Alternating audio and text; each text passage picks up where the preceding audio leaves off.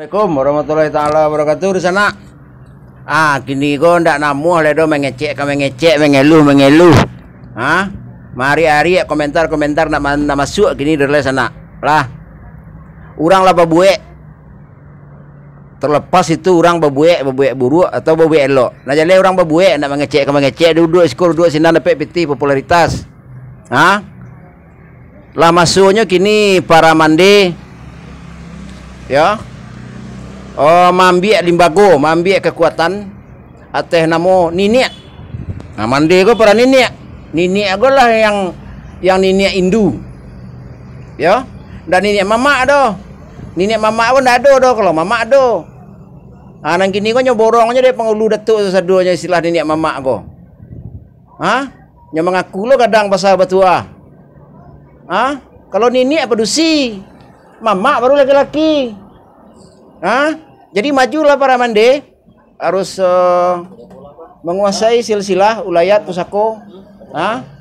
Kalau bate-ate ya mama tuh, lah masuknya maju kami AMGPM ataupun yang di perantauan AMGPN, ya AMGPM anak muda generasi penerus Minang maupun sebagai menantu di Minang atau sebagai keturunan di Minang. Atas nama AMGPN anak generasi penerus Nusantara, kami selalu mendukung para mande sampai kami bamanjo.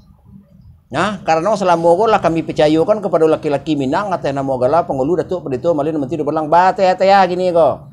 Apalagi ke masalah kerusuhan di pemilihan ketuakan Solok Selayu itu presiden buruk bagi awak tu. Itu harusnya marasu tekannya tanpa tu mah angku datuk Bandar Hitam Kinari. Elkam Sumbar, Elkam Kota Solo, kan Kota Solo itu harusnya maraso, cuman kalau lah raso aja preso, kalau kurang, apa Solo Selayu go di luar kota, apa di luar kabupaten Solo,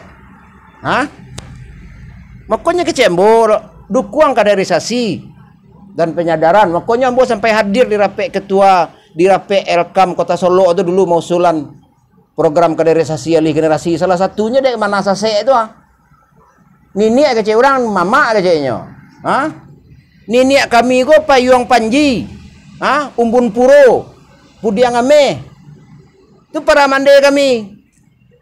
Jadi maaf aja lah sana kami AMGPN,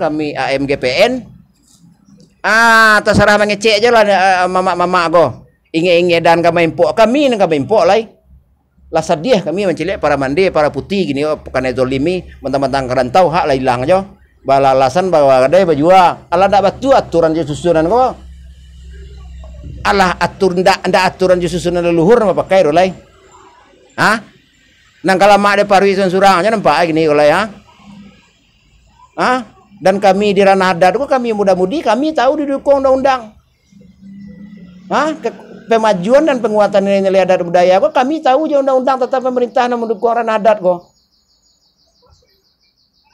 Jadi jangan sembarang. Undang-undang ayat pasal 18 lebih ayat 2. Undang-undang 2007 nomor 6 nomor 7. Undang-undang termasuk 2 Perda Sumbar. Untuk implementasi adat, merumuskan merancang aja dan pandai, kami wujudkan apa-apa nan kanduang nenek mamak jadi pandai rumuskan tu. Kami wujudkan lah.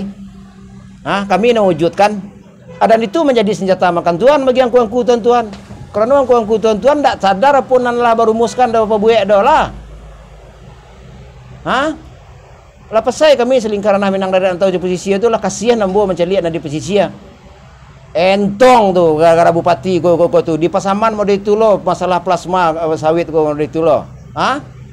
Namun kayana jo Pak Asrul alun lolai nandi mangopoh ko itu bate-ate gini ko.